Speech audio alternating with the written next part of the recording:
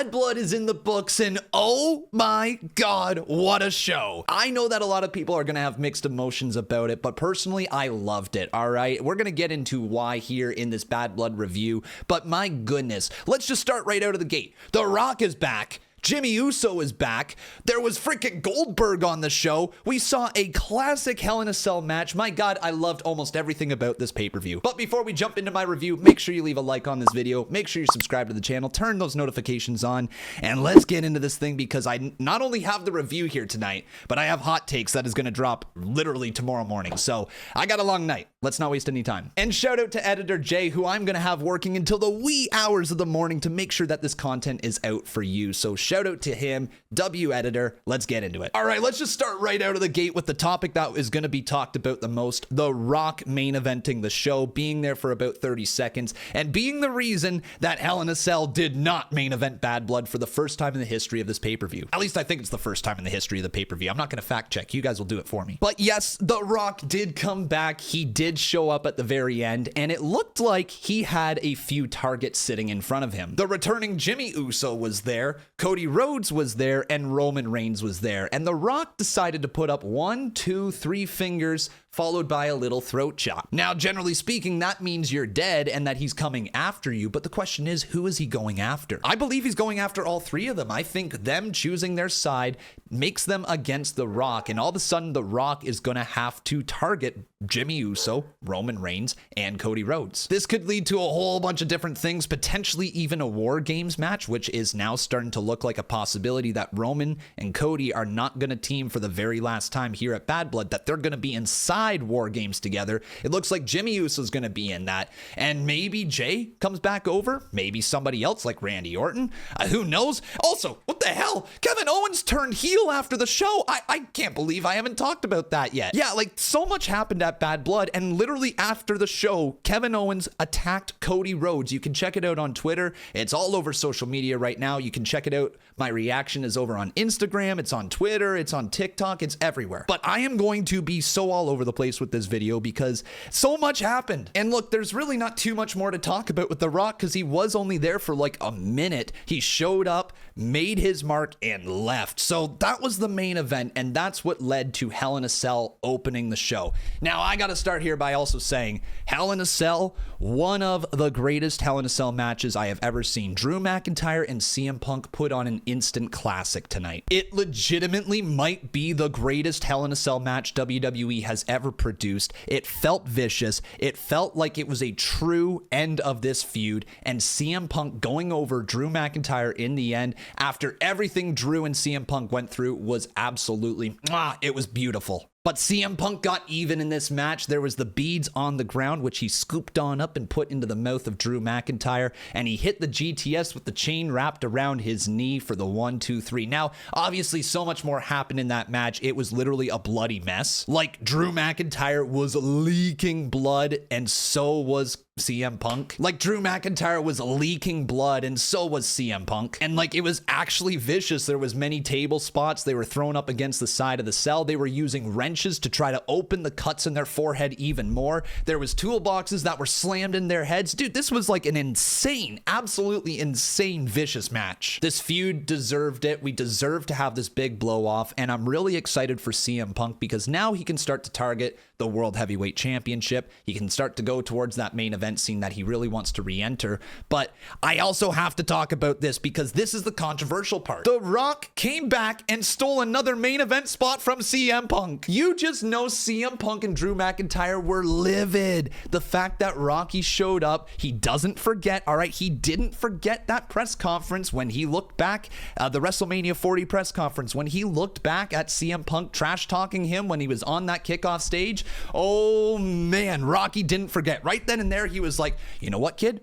I'm taking your main event spot again. And watch, it might actually happen. Rock might main event 2 nights of WrestleMania again this year, just out of spite to make sure that CM Punk does not ever main event a show that he is on. It is definitely, without a doubt, the most controversial part of this show, and a lot of people are on the side of, it's The Rock, it's the final boss, he's gotta main event the show, it's the Bloodline story, it's the thing that has been carrying WWE for the last 3 years. But on the other side, you have people saying it's Hell in a Cell, it's Bad Blood, they broke tradition, tradition. CM Punk and Drew McIntyre were a 10-month-long feud. How didn't that main event? And both sides are very, very fair in their sides. Like, I can understand where both people are coming from. Personally, I understand why The Rock was there at the main event, because it's the freaking Rock. We saw what he did for WrestleMania season. We saw what he injected the life into the Bloodline Cody Rhodes story. But then also CM Punk deserved a main event because him and Drew McIntyre crushed it. They literally crushed it. There's no right, there's no wrong answer, but people are certainly going to have their opinion. So I want to know from all of you down in the comments, did you think it was the right call having Rock go on last? Did you think that that match of Cody Rhodes and Roman Reigns versus the Bloodline was worth the main event spot?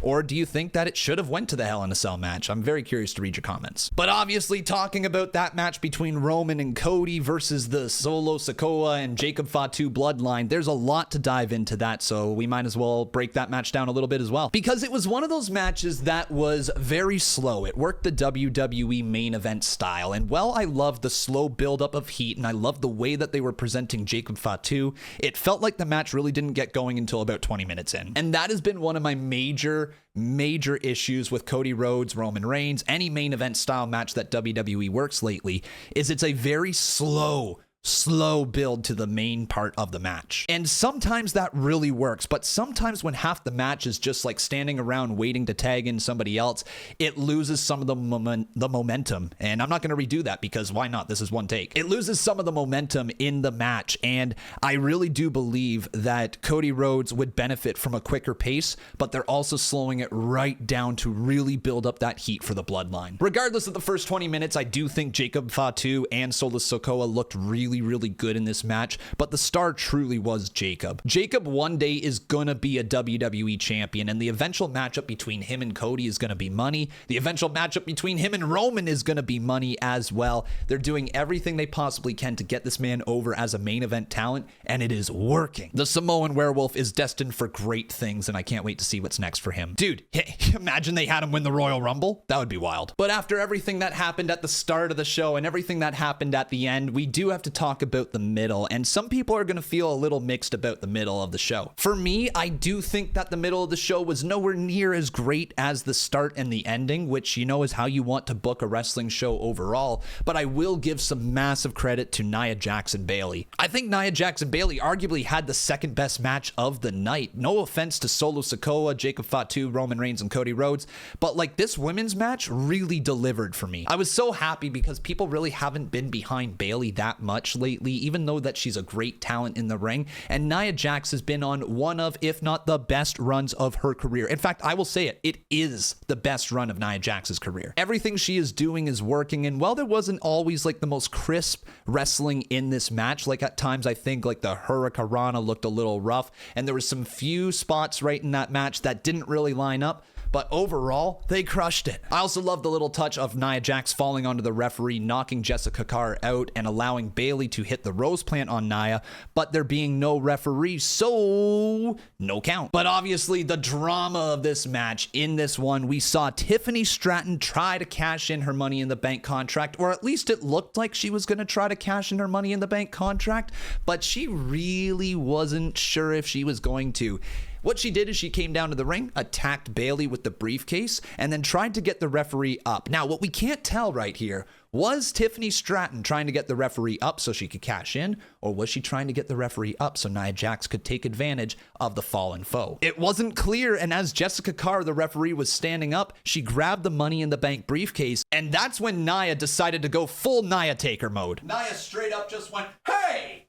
Why are you cashing in?" And Tiffany Stratton looked like she saw a ghost. She didn't want to cash in, or at least she didn't want Nia Jax to think she was about to cash in. But she was caught red-handed. She was talking to the referee with the Money in the Bank briefcase in her hand, and that means really only one thing, that you are about to cash in on the champion who is down, and Nia Jax did not take that well. There is going to be issues. There is going to be hell to pay for Tiffany Stratton come Friday night, and I'm so here for it. I can't wait to see what's next. But in the end, Nia Jax does retain her championship over Bayley. Now, before we get into the other two matches on the card, I do want to talk about a segment where we saw a new WWE Championship unveiled, and the return of a WWE legend. So Triple H unveiled a new championship that is apparently going to be something that people compete for every single year at WWE Crown Jewel. It will be the World Heavyweight Champion versus the WWE Champion in a non-title match, and it will also be the Women's World Champion versus the Women's WWE Undisputed Champion in a non-title match, fighting for the Crown Jewel Championship. They said this is going to be a yearly thing. I don't know what that means, if that means that the champion just gets to hold on to this title for a year and then they have to defend it the next year, or if this means they just get it for the night and it's like a cash prize or something, and then you relinquish the championship back to the Saudi Arabian government. I don't know. It feels weird. It really does feel like WWE took a boatload of money from Saudi Arabia to make this happen, but hey, you know what? You gotta make your cash, and WWE decided this is one way we can do it and make something unique. I'm not gonna praise it. I don't think it's that groundbreaking of a moment. It really did sound like Triple H was gonna come out there and change the game. He was gonna announce something completely groundbreaking, but hey, this championship should be fun. It should make Crown Jewel very entertaining, and it's at least something that Crown Jewel can lean into every single year. Still confused on the concept though. We'll see what ends up happening at Crown Jewel. Let me know your thoughts down in the comments about this though. But then the part I really want to talk about is Gunther coming out and staring down Goldberg, calling him out, basically correcting himself, saying like, how could I possibly like you when I'm the greatest wrestler that's ever lived? Oh man, that's money. A little jab to Goldberg's son, and that was enough to make Goldberg hop the rail. He was going to the ring to fight Gunther. Security didn't let him get there, but my goodness, if we're able to get Gunther versus Goldberg in the future, I'm not generally a Bill Goldberg fan. I don't generally love his matches, but if that match happened, I would pay big bucks to see it. I think that is a mega money match, and they need to make that happen sooner rather than later. If Goldberg has one match left, dude, I really hope Gunther is next. But now let's talk about Damian Priest versus Finn Balor. Unfortunately, this match was one of the matches that was the most forgetful on the card. I really do hate that I didn't love this match, but I also don't think it was a bad match by any means. It was solid enough. They went out there, they did the job that they needed to, but it really did feel like this was one of those matches that should have been bigger because it was such a heated feud between the two. We're talking about the fallout of the Judgment Day, right? One of the greatest factions WWE has had over the last 5 years.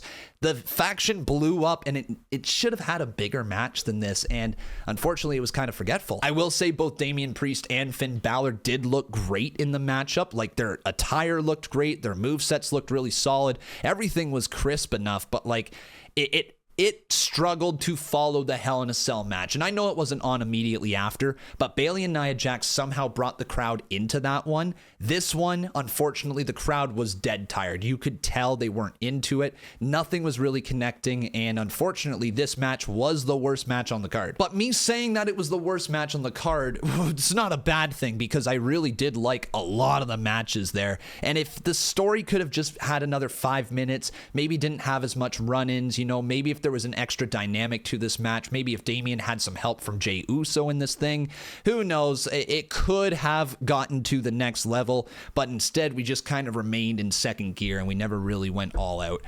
At the end of the day, it's not a big deal. It was literally in the middle of the show, and Damian Priest comes out with the win. Credit to Damian. He looked great in that. He fought off the entire Judgment Day, but now we're done. All right, we don't need Damian Priest involved with Judgment Day business anymore. I really do hope the Judgment Day move on to fighting the Wyatt Six. I really hope the Wyatts are going to go after Finn Balor for stabbing Damian in the back, and that's how we're going to be able to split that story and get them over there with the Wyatts and have Damian Priest go do something else. Maybe Rhea Ripley's still going to be involved with Liv Morgan and all that, but Damian needs to be gone. He needs to be doing other things. That's not to say that we need to split up the Terror Twins by any means, but keep them as friends on the roster, keep them having each other's back, but different stories. And speaking of the Terror Twins, the other half of the Twins is Rhea Ripley, and she had a shark cage match versus Liv Morgan with Dirty Dom hanging from the cage. Now, I don't mean to toot my own horn, but I called this thing to a T from a long time ago. I said it was going to be a shark cage match where Dirty Dominic Mysterio was going to be somewhat similar to James Ellsworth, where he does leave the cage, but he ends up hanging upside down,